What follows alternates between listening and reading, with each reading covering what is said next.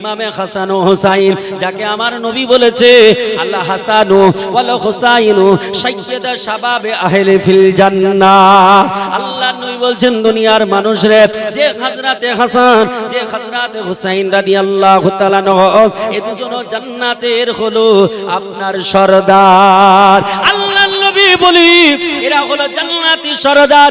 আমার আল্লাহ তাআলা ডাক দিয়ে বলতেছে ও জিবরিল আমিন তাড়াতাড়ি করে চলে যাও, হযরতে হাসান ও হুসাইন তারা দোলনায় শুয়ে আছে। তাদের দোলনা তো ইলেকট্রিক দোলনা নয়, তাদের দোলনা তো এমন করে প্লাস্টিক ফাইবার মার্কা নয়, তাদের দোলনা তো এমন স্টিলের নয়, তাদের দোলনা তো এত দামি দোলনা নয়, তাদের দোলনা তো আপনার খেজুরের পাতা, এই খেজুরের পাতা দিয়ে চাটাই তৈরি করে দোলনা। আমার আল্লাহ বলি জিবরিল আমিন তাড়াতাড়ি করে চলে যাও, আর হাসান ও হুসাইন যে দোলনায় শুয়ে আছে ওই দোলনাটাকে দলাতে থাকো। ও মুসলমানেরা, আমার আল্লাহ পাক রব্বে কায়নাত রব্বুল আলামিনের বান্দি, একজন মদিনার বাসিন্দা, মদিনার একজন মহিলা, সকাল যখন ফজরের টাইম হতে চলতেছে, ফজরের পূর্ব মুহূর্তে ওই মেয়েটা হযরতে ফাতিমাতুজ জাহরার ঘরে, তিনি আপনার ঘরে গিয়ে হযরতে ফাতিমাতুজ জাহরাকে ডাক দেয়, ফাতিমাতুজ জাহরার ঘরে সালাম জানায়, আসসালামু আলাইকুম ইয়া আহলাল বাইত। ঘরে কে আছে আল্লাহর রহমত বর্ষিত হোক তোমার প্রতি, এই বলে সালাম দিতে হয়। আসসালামু আলাইকুম মানে তোমার প্রতি রহমত বর্ষিত হোক, আর আসসালামু আলাইকুম ইয়া আহলাল বাইত মানে গৃহে যে আছে তার প্রতি আল্লাহর রহমত বর্ষিত হোক। এখন ভিতরে যে থাকবে সে বলবে ওয়া আলাইকুম আসসালাম, এটা কি না? কিন্তু আমরা তো এরকম কারো বাড়িতে গেলে সালাম দিই? সালাম দিই না।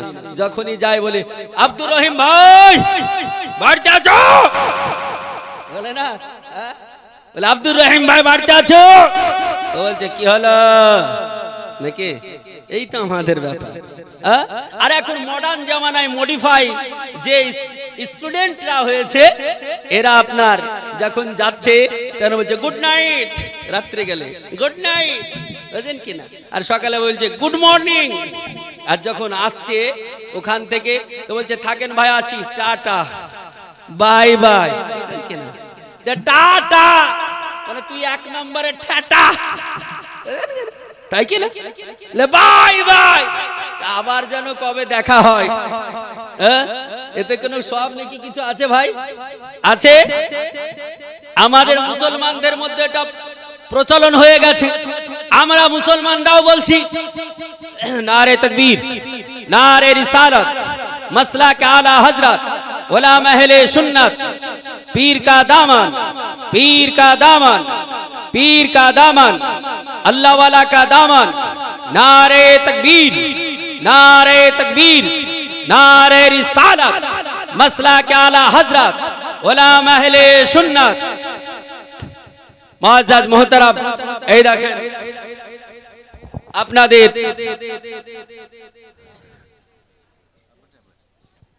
তো বলবে আসসালামু আলাইকুম ইয়া আহলাল বাইত, এটা বলবে নাকি? আর যখন তুমি কোথাও থেকে আসবে, কারোর সঙ্গে দেখা হবে, তো গুড নাইট না বলে, টাটা না বলে, বাই বাই না বলে খোদা হাফিজ বলো, আল্লাহ হাফিজ বলো, যে আল্লাহ তোমাকে সংরক্ষণ করুক, ফি আমানিল্লাহ বলো। তো না বলে বলছে রা টাটা বাই বাই, আস্তাগফিরুল্লাহ।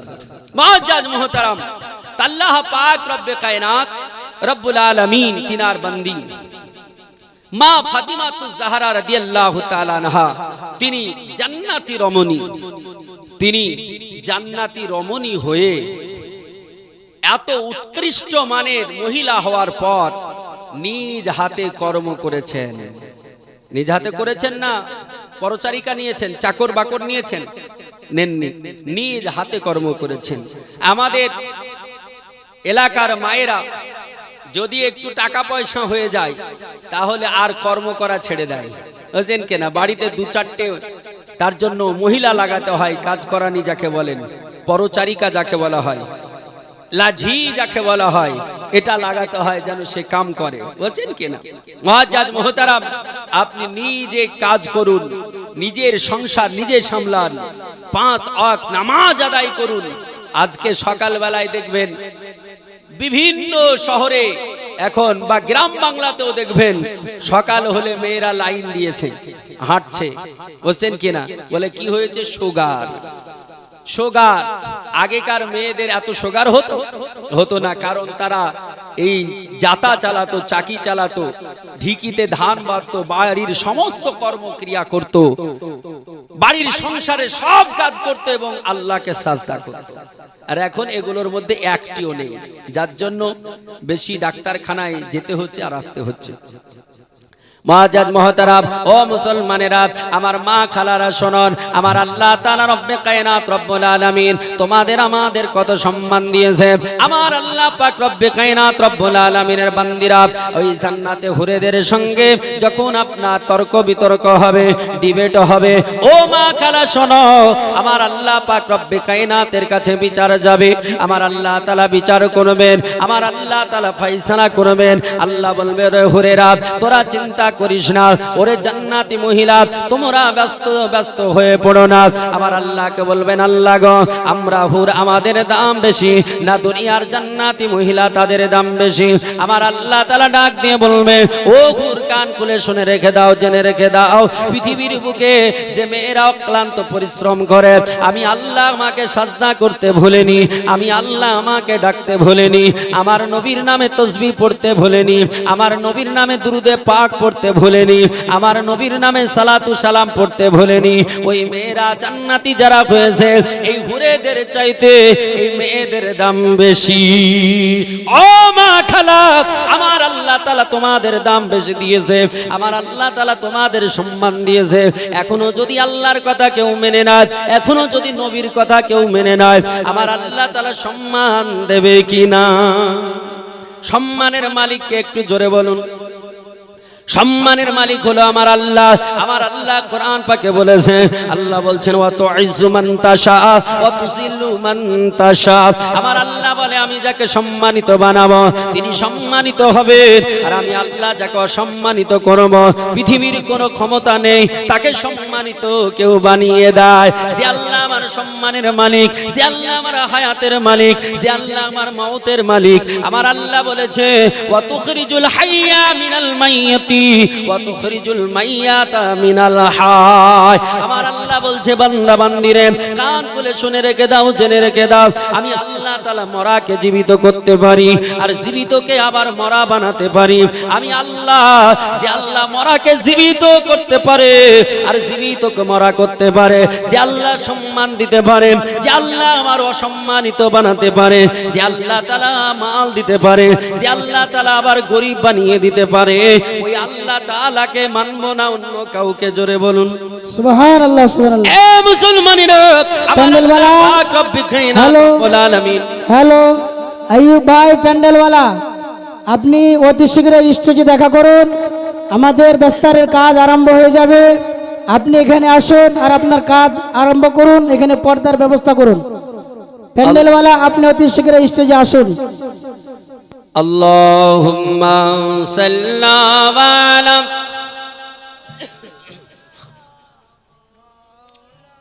মুহাম্মাদ ওয়ালা আলি। যুগে হলে কেমন হতো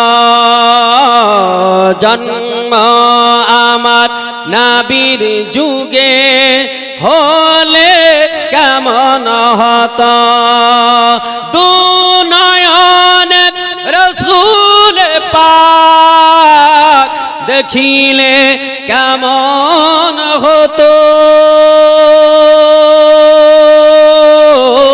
জন্ম আমার নবীর যুগে হলে কেমন হতো। আসতো ভেসে হযরত বেলালে মধুর আজাদ। জোরে বলুন সুবহানাল্লাহ।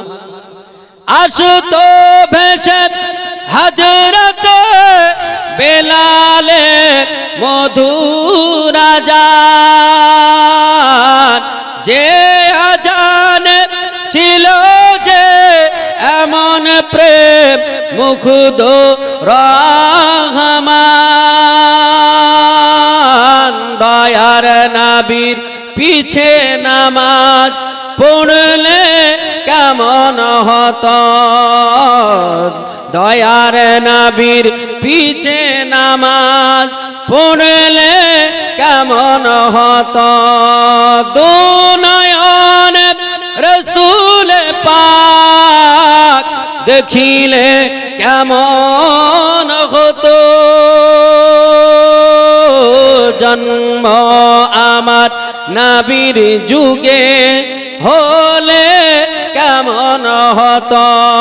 ও মুসলমানেরা, আমার নবী পাকের যুগে জন্ম, এই কথাটা যদিও বা লেখক লিখেছে, কিন্তু এই কথাটার প্রতি আমার মত এক নয়, আমি এই কথাটার প্রতি একমত নয়। কারণ নবীর যুগ ওটাও ছিল, এটাও নবীর যুগ, কিয়ামত পর্যন্ত নবীর যুগ। ও মুসলমান, কবি বলতে এটা চেয়েছেন, নবীর জীবদ্দশার কথা বলতে চেয়েছেন, যুগ বলতে নবীজির আপনার জীবদ্দশার কথা বলতে চেয়েছেন। ও মুসলমানেরা, আমার আল্লাহ পাক রব্বে কায়নাতের নবী মুস্তাফার যদি কেউ হয়ে যায়, আমার নবীর প্রেমিক যদি কেউ হয়ে যায়, আমার নবীকে যদি কেউ ইমানি হালাতে দেখে নিয়েছে, ওই মানুষটা আর মানুষ থাকেনি, ওই মানুষটা সাধারণ মানুষ হিসাবে গণ্য হয়নি, তাকে আমার নবী তিনি সাহাবী বলে দিয়েছেন। আর সাহাবীর মূল্য আমার আল্লাহ কত দিয়েছে, আমার নবী বলেছেন আসহাবু কান্নুজুম। আল্লাহর নবী বললেন সাহাবীরা আকাশের নক্ষত্রের মতো উজ্জ্বল। জোরে বলি সুবহানাল্লাহ। ও মা খালা জননী, আমার আল্লাহ পাক রব্বে কায়নাতের নবী, তিনাকে যারা দেখেছেন, আল্লাহ পাক রব্বে কায়নাতের হাবিবের প্রতি ঈমান এনেছে আর ঈমানি হালাতে মারা গেছে, তারা হলো সাহাবী। আমার সাহাবী আল্লাহর বান্দা, আল্লাহর বান্দি, এরা আল্লাহ পাকের জান্নাতে যাবে। আর আমরা যারা আছি, আমরা কি জান্নাত যাব না? আমরা কি জান্নাতি হব না? ও মুসলমান শোনো, আমার নবীজি বলেছেন, ওগো আমার ওগো মুসলমান, ওগো আমার উম্মাত কান খুলে শোনো, আমার আল্লাহ তাআলা 1,00,000 মতান্তরে 2,23,999 জন নবীকে আমার নবীজির পূর্বে পাঠিয়েছে। আমার আল্লাহ তাআলা প্রতিটা নবীকে একটা করে খাস দোয়া দিয়েছে। এই নবীগুলো আমার আল্লাহর কাছে দোয়া করেছে, আল্লাহ কবুল করে নিয়েছে। আমার আল্লাহ পাক রব্বে কায়নাতের নবীরা দুনিয়াতে তারা বিপদে যখন পড়েছে তখন দোয়া করেছে। যেমন হযরত আদম সফিউল্লাহ 3 থেকে 350 বছর কাদার পরে বিবির সঙ্গে সাক্ষাৎ করবে, আমার আল্লাহ পাক রব্বে কায়নাত রব্বুল আলামিনের কাছে দোয়া করলেন, আমার নবীজির ওসিলা দিয়ে আমার আল্লাহ কবুল করে নিলেন। নূহ আলাইহিস সালামকে আমার আল্লাহ 950 বছর বয়স দিয়েছে। কোরআন পাকে আল্লাহ বলেছে, আল্লাহ বলে ওয়া আলফা সানাতিন ইল্লা 50 আমান। আল্লাহ বলে নবী নূহ, তোমাকে 950 বছর বয়স দিয়েছি, এতে তুমি কি করেছো? তিনি বললেন আল্লাহ ইন্নী দাওয়াতু কওমি লাইলান ওয়া নাহার। আল্লাহকে বলেন আল্লাহ গো, আমি এই বয়স নিয়ে রাত্রিতে যেমন করে ডেকেছি, গভীরে যেমন করে ডেকেছি, যেমন করে দিবালোকে ডেকেছি, আল্লাহ গো তোমার বান্দা বান্দীদের ডেকেছি, কিন্তু ইল্লা ফিরারা, কিন্তু তারা আরো পালিয়ে গেল। আমার আল্লাহ তাআলা বলছেন নবী নূহ, তুমি এখন কি চাও? আল্লাহ দরবারে হাত উঠিয়ে বললেন আল্লাহ, এরা যখন শোনে না, এদের আন্ডা বাচ্চা দুনিয়াতে তুমি রেখো না। আমার আল্লাহ তিনার দোয়া কবুল করে নিয়ে সারা বিশ্বকে প্লাবিত করে আমার আল্লাহ ডুবিয়ে দিলেন। আল্লাহ পাক রব্বে কায়নাতের নবী হযরত ইব্রাহিম খলিলুল্লাহ তিনি অগ্নিকুণ্ডে নিক্ষিপ্ত হওয়ার পর আমার আল্লাহর কাছে দোয়া করলেন, আমার আল্লাহ তাআলা কবুল করে নিলেন। এক এক করে প্রত্যেকটা নবী, আমার নবী ছাড়া সবাই দোয়া করেছে। বিশ্ববিখ্যাত হাদিস গ্রন্থ আপনার মুসনাদে ইমাম আহমদ বিন হাম্বল এর 3য় খণ্ডের মধ্যে হাদিস কানা এসেছে, আল্লাহর নবীর সাহাবী হযরত আবু হুরায়রা রাদিয়াল্লাহু তাআলা আনহু তিনি 5374 খানা হাদিস বর্ণনা করেছেন। আবু হুরায়রা রাদিয়াল্লাহু তাআলা আনহু তিনি বলতেছেন, ওয়ান আবি হুরায়রা রাদিয়াল্লাহু তাআলা আনহু ক্বালা নবী সাল্লাল্লাহু তাআলা আলাইহি ওয়াসাল্লাম লিকুল্লি নবীন দাওয়াতুন আদউ বিহা। আল্লাহর নবী বলেছেন, পৃথিবীর জমিনে যতজন নবী আল্লাহ তাআলা পাঠিয়েছে সব নবীকে একটি করে খাস দোয়া দিয়েছে। ওই নবীগুলো সব দোয়া পৃথিবীতে করে নিয়েছে। আল্লাহর নবী বলছেন ওয়া উরিদু আন আখতাবিয়া, আল্লাহর নবী বলছেন শোনো, কিন্তু আমি নবীজি আমি এটা চাই, এটা আমি চাই, এটা আমি চাই, দাওয়াতি শাফাতুল লি উম্মতি। আর ওই দোয়াটা কিয়ামতের মাঠে আমার উম্মত উম্মাতানির জন্য আমি আল্লাহর কাছে চাইবো, যাতে করে আমার গুনাহগার উম্মত উম্মাতানি আল্লাহর জান্নাত উপভোগ করে। জোরে বলি সুবহানাল্লাহ। ও মুসলমানেরা, যে নবী আপনার জন্য সারা পৃথিবীর মানুষের জন্য কল্যাণের জন্য এসেছিলেন, ও নবী আপনার দুনিয়া থেকে কেঁদেছেন, কবরে এখনো তিনার রওজা পাকে এখনো নবী নিজের উম্মত উম্মাতানির জন্য ভাবতেছেন। কিয়ামতের মাঠে যেই টাইমে কেউ দাঁড়াতে পারবে না, আল্লাহর দরবারে কেউ সাফি হতে পারবে না, প্রথম সাফি যিনি হবেন তিনি আমার নবী মুস্তাফা। আল্লাহর নবী বললেন, ও পৃথিবীর জমিনের মুসলমান শোনো, আমার আল্লাহ পাক রব্বে কায়নাত 1,00,000 মতান্তরে 2,24,000 নবী রাসূলের যত উম্মত হবে, এই উম্মত উম্মাতানিরা যারা জান্নাতি হবে, কিয়ামতের মাঠে এদের লাইন করা হবে, এদের লাইন হবে। এই জান্নাতি লাইন কতটা হবে? বলে জান্নাতি লাইন 120 খানা হবে। কখানা বললাম? কিয়ামতের মাঠে জান্নাতীদের লাইন হবে 120 খানা। এর মধ্যে নবী পাকের উম্মত উম্মাতানি কতখানা হবে? কটা লাইন হবে? আদম নবী থেকে শুরু করে ঈসা রুহুল্লাহ পর্যন্ত এই নবীদের উম্মত উম্মাতানি কটা জান্নাতি হবে আপনারা বলতে পারবেন? এই পারবেন কেউ আছেন? পারবেন না? না, তাহলে আপনারা শুনতে ইচ্ছুক? যদি শুনতে ইচ্ছুক হন তা হাত উঠিয়ে বলুন ইয়া রাসূলুল্লাহ, সুবহানাল্লাহ।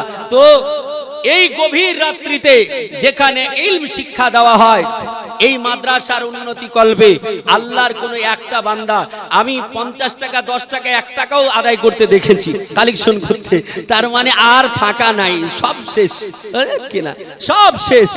তবু আমি নৈরাশ নই, কারণ আল্লাহ বলছেন লা তাকনাতু মির রাহমাতিল্লাহ, আল্লাহ বলছেন আমার রহমত থেকে, দয়া থেকে কেউ নৈরাশ হয় না। বলি সুবহানাল্লাহ।